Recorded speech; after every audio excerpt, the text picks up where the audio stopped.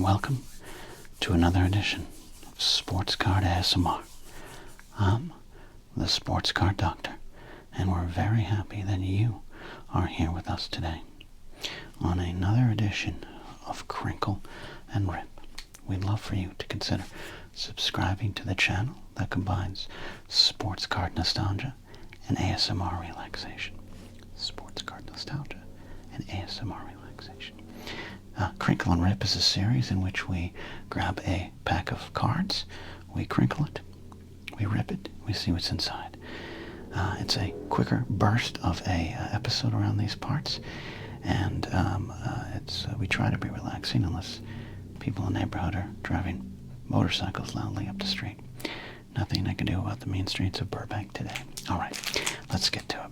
Now, we have opened up a lot of 1987 tops over the years here at Sports Card ASMR, but I have this 87 cello pack here, and I thought it'd be a great time to open it because you see the first card on there is Fernando Valenzuela.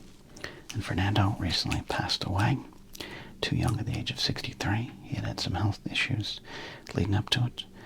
But I thought it would be a fitting tribute to one of baseball's greatest players for an era. And even though his career got befell by injuries, he threw his arm off, basically one of those pitchers from a different era of the game. I think in 86 alone, he had 20 complete games. He is a very important player, I think, in the history, in the story of baseball, for what he did for Los Angeles, for the fans from Mexico, in Los Angeles, which is a lot of complicated history between the Dodgers and the neighborhood there in Chavez Ravine. And Fernando rose above all of that to become such a hero, and was one of my favorite players when I was younger. I had the chance to see him pitch in 1989 with the Dodgers. So we're going to open up this pack of 87 tops, 31 bubblegum cards, and one stick of gum somewhere in here. Probably right there in the middle. So this is Crinkle and Rip. Let's do some crinkling, and we'll rip.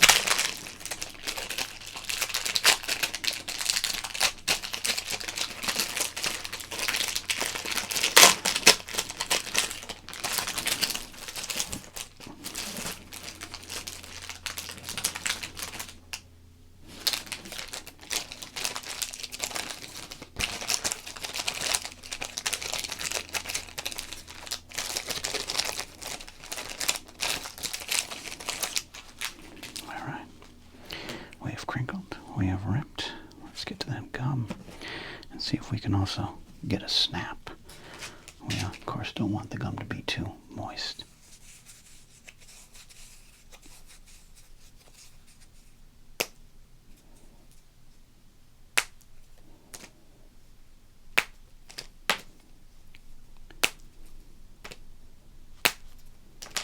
There we go. All right. We got our pack of 31 trading cards here. And first up is the aforementioned Fernando Valenzuela, an all-star card for him here, commemorating his great 1986 season. Led the league in victories with 21. Like I said, 20 complete games that year. It was Mike Scott's year, but Valenzuela had perhaps one of his best overall years, definitely his best since his 1981 rookie year. Great career. From this point on, some injuries would beset him, and he would finish his career the Cardinals, Orioles, Phillies. 2 good years for the Padres, Angels, after leaving the Dodgers in 1990. Fernando Valenzuela. Manny Trio. Greg Swindell. Mike Brown. Oh my God, a Ken Griffey Jr. rookie card. Oh. That's right. That's his father. The Ken Griffey Jr. I knew first. Got a Cal Ripken All-Star. We got Steve Trout. Not related to Mike Trout. Another All-Star here. Great All-Star cards here. Dwight Gooden. Alan Anderson. He'd go on to have a couple good years to the Twins there. Ron Hassey. Great Immaculate Grid answer. Future Hall of Famer Harold Baines. Though you wouldn't think it here. But Baines is a really good player. We got a clown prince of baseball, Craig Lefferts. Ed Nunes. Danny Darwin in what should be considered a painting. It's his Houston Astros jersey that just looks like it was done with crayons and marker. Got to turn back the clock on Ricky Anderson. Got a Spring Fever baseball card. We got the very good-looking Kirk McCaskill. That's a good-looking guy right there. Cover boy looks, they would say. Danny Heap. Rich Bordy. I love when baseball had people like Rich Bordy in the game. Brooke Jacoby, great third baseman for Cleveland. Speaking of people who recently left us, look at this. We got ourselves a Pete Rose card right there. Pete, complicated. I have some complicated thoughts on him. Without a doubt, one of the game's greatest. Should he have been in the Hall of Fame? I don't think so. But also, I do agree that he should have been put on the list and the writers decide. And that the museum that is the Baseball Hall of Fame doesn't necessarily have to follow the edicts and rules of the league that banned him, I think, personally, for good reason. But without a doubt, there's people of ill repute in the Hall of Fame. Maybe Pete will get in one day and it will be a little bittersweet for Pete Rose fans. So, complicated feelings for a complicated guy, but one of the all-time greats on the field. Can't deny that, and I don't. And then there's Rick Mahler. Jim Wynn, Bob Horner, Softball Bunny, Lou Piniella, Sweet Lou, Randy Bush, Bob Welch, before his 27-win season, Thad Bosley, the late, great Bo Diaz, tragic death after he had retired from the game, good catcher back in the day, Chris Spear, Dave Anderson, and Franklin Stubbs. Some good 80s Dodgers in here. Well, that's our pack of cards. We'll go through it again.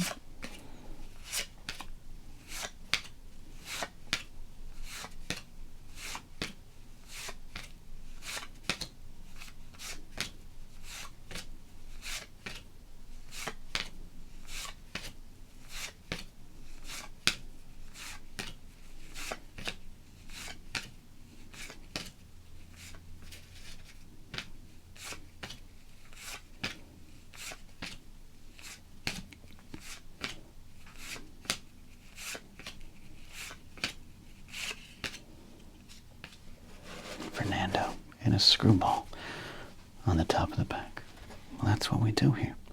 That's crinkle and rip. We crinkle and we rip. And we hope you get some enjoyment as you head into your weekend. Thanks for watching.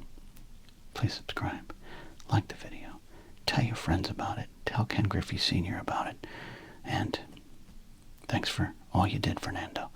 One of the greats in my time. Thank you for all you did for baseball. See you next time, here on Sports Card ASMR.